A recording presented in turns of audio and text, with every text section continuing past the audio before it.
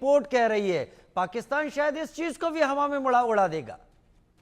Rajiv sir good evening, और जो मेरी साथ जो पार्टिसिपेंट है उनको भी गुड इवनिंग। देखिए सर, पाकिस्तान को ये नई बात नहीं है जो आप आंकड़े बता रहे हैं। ये आंकड़े मैं खुद वहां 3-4 बार मैंने इंडिया को रिप्रेजेंट किया है, मुझे मौका मिला, गिलगित बल्तिस्तान, मुजफ्फराबाद, हर इलाके को मैंने देखा है।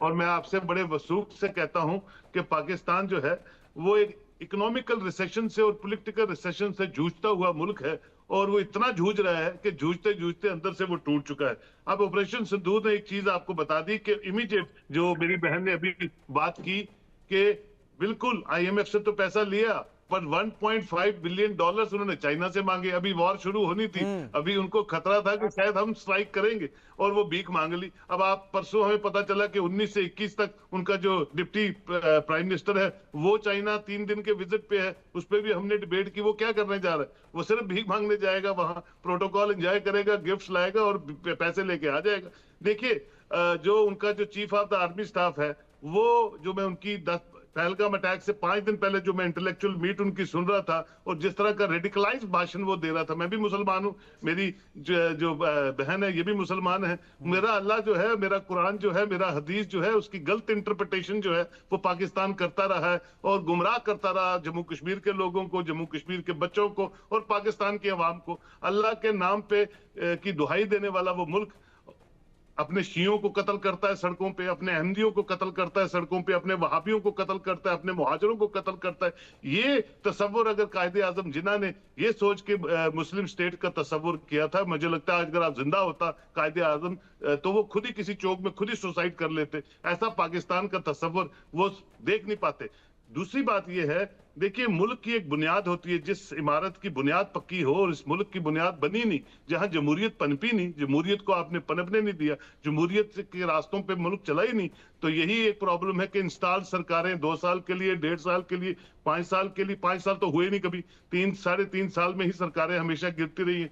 कोई चीफ मुझे बता दें आप, कोई एक हिस्टोरिकल पर्सपेक्ट पे 2-4 को छोड़ के या तो हैंग हो गए, या हेलीकॉप्टरों में क्रैश हो गए, या मुल्क छोड़ के भाग गए हुकूमत गिरने से पहले ही। तो ऐसे मुल्क के साथ आप कंपैरिजन कर ही नहीं सकते। मैं तो समझता हूँ बांग्लादेश इतनी देर बाद बना, बांग्लादेश अपने इकोनॉमिकल स्टैंडर्ड्स को कहां से कहां ले गया, और पाकिस्तान आज भी दुहाई दे रहा है कि हमारा जो है ये मुस्लिम स्टेट है और हम ये करेंगे और वो करेंगे। और चाइना के बिना इजाजत के वो एक छींक नहीं मार सकता, एक कदम आगे नहीं चल सकता। China and Pakistan are one and the same, they are on the one page, as far as anything is concern. Secondly, जो आप आंकड़ा बता रहे हैं कि इतनी दुनिया वहां भूखी मर रही है, उनको नहीं लेना देना इनसे। ऑपरेशन सिंदूर के बाद 30 to 35% बजट जो है एलोकेटेड बजट वो बढ़ा दिए डिफेंस की ओर। उनकी मिलिट्री स्ट्रांग होनी चाहिए, उनके पास लड़ने के लिए वेपन्स होने चाहिए। उनके मुजाहिदीन जो हमने 9 टेरर कैंप्स पे अटैक किया, उसमें 14 करोड़ रुपया प्राइम मिनिस्टर ने उसी वक्त सैंक्शन कर दिया within 24 hour to rebuild that structures of terror which we demolished in that 9 strikes. तो ये कहने का मतलब ये है कि आप उस मुल्क को, जब हम पूरी दुनिया कह रही है टेररिस्ट, वो कहते हैं मुजाहिदीन। मैं मुशर्रफ से 3-4 बार बोला जब वो प्रेसिडेंट ऑफ पाकिस्तान था, और वो उनके मुंह से एक ही लफ्ज लिखता है, हमारे मुजाहिदीन है। तो आप मुझे बताइए, जब मुजाहिदीन को आप पूरी दुनिया में मोस्ट वांटेड टेररिस्ट के नाम से खिताब करते हैं और आप उनको मुजाहिदीन बोलते हैं, तो मुल्क का क्या बनेगा? और ये क्रॉप जो है टेररिज्म की, ये पाकिस्तान नहीं काट सकता, क्योंकि फली फुली हुई क्रॉप है, और वहां से बलोच, वहां से अफगानिस्तान, वहां से ये, वहां से वो, ये सब चीजें चलती रहेंगी। नाजिया इलाही लगातार जुड़ी हूँ। नाजिया, आपने बहुत कुछ यहाँ पर बोला। पाकिस्तान के पास भी इकोनॉमिक्स के एक्सपर्ट हैं, वो भी समझते होंगे कि एक इकोनॉमी किसी कंट्री की किस तरीके से चलनी चाहिए, लेकिन फिर भी या तो आंख बंद करके बैठे हैं, या फिर उनको ये तय लग रहा है कि पाकिस्तान अपने को ऐसे डेथ ट्रैप में ले आया है जिससे निकलना उसके लिए मुश्किल है। आप as a social activist Pakistan की हालत कहां देखती हैं? हम देख रहे हैं, अभी तस्वीरें चला रहे हैं, लोग एक बोरी आटे के लिए एक दूसरे को मारते दिख रहे हैं, और ये ताजा तस्वीरें हैं इस वक्त पाकिस्तान से।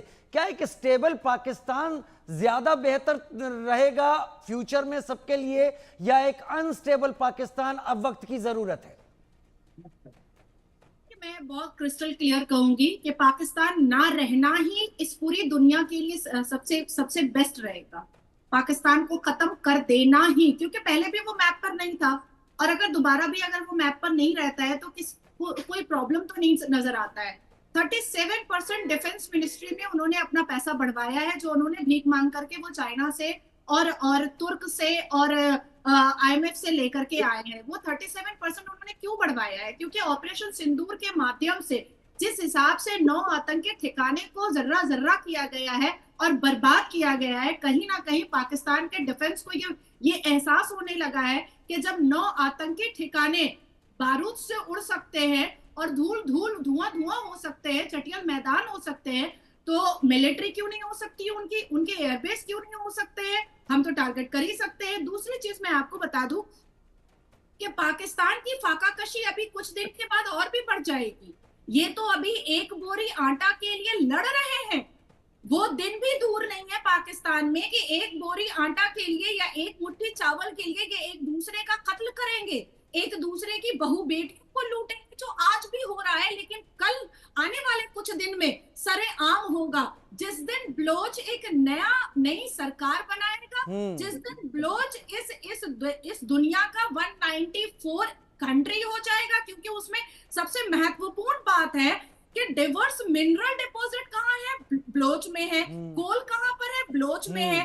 सल्फर कहाँ है? बलोच में है।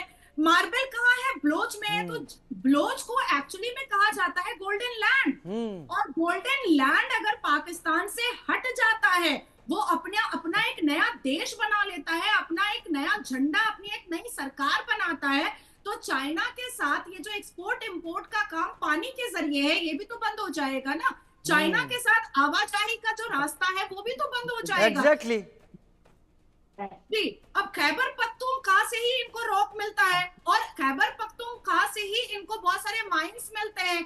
अब बलोच अलग होगा तो सिंध और खैबर पख्तूनख्वा भी, जहां पर ये हमेशा उसामा बिन लादेन को रखता था, उसके बाद जैश ए मोहम्मद के लोगों को ट्रेनिंग दिलवाता था, ISI के लोगों को ट्रेनिंग दिलवाता था, अब खैबर पख्तूनख्वा के पहाड़ों पर भी अगर बलोच का कब्जा हो जाता है तो इनके लिए तो बहुत मुश्किल हो जाएगा। अब मुजाहिद पर मैं आना चाहूंगी। देखिए, कुछ ऐसे अरबी वर्ड है ना जिसको लेकर के भारत में भी पिछले 76 साल से खेला गया है। आप जिसको मुजाहिद कहता है पाकिस्तान या कश्मीर के मुसलमान जिसको मुजाहिद कह करके अपने आप में बहुत फक्र महसूस करते हैं, उसको डिकोड करना बहुत जरूरी है। मुजाहिद का मतलब ही होता है जिहाद के नाम पर खुद को समर्पित करना, जिहाद के लिए खुद को डिवोटी कर देना, जिहाद के लिए खुद को डेडिकेटेड कर देना। और जिहाद किसके खिलाफ होता है? काफिरों के खिलाफ होता है। अब हम नमाज पढ़ते हैं, नमाज में 4 कुल आते हैं, 4 कुल में सूरह काफिरून पढ़ा जाता है, जो काफिर के लिए ही बनाया गया है। तो ये डिकोड करना बहुत जरूरी है। और मुझे लगता है कि अब वक्त आया है कि भारत के जो राष्ट्र प्रेमी है, भारत से जो राष्ट्र के लिए अपने आप को समर्पित किए हैं, वो ऐसे शब्दों को डिकोड करके अपने 120 करोड़ हिंदुओं को आगाह करें कि ऐसे शब्दों से आप कंफ्यूजन ना हो।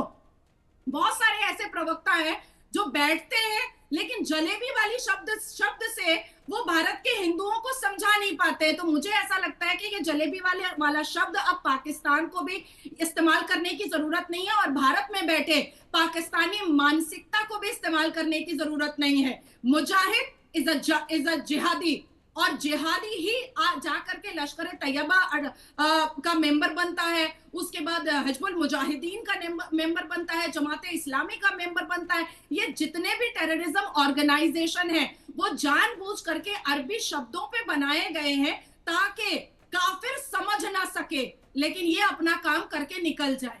एग्जैक्टली निकल जाएं। और इसी का फायदा उठाता है पाकिस्तान और वहां का एस्टेब्लिशमेंट कि जो लोगों की जरूरत है उसको एड्रेस कतई नहीं करना है, उनको उलझा के रखना है। पहले रिलीजन के नाम पर उनको झुकाते रहना है, और फिर रिलीजन का उनके सर के ऊपर ऐसा बोझ रखना है कि वो कुछ इसके अलावा सोच ना पाए, जो कहा जाए केवल वही करें। सोहेल काज़मी लगातार मेरे साथ जुड़े। सोहेल काज़मी, बदलता हुआ पाकिस्तान क्या आप कहीं किसी इमेज में देखते हैं, या फिर हमको ऐसे ही पाकिस्तान को अपने पड़ोस में देखना होगा?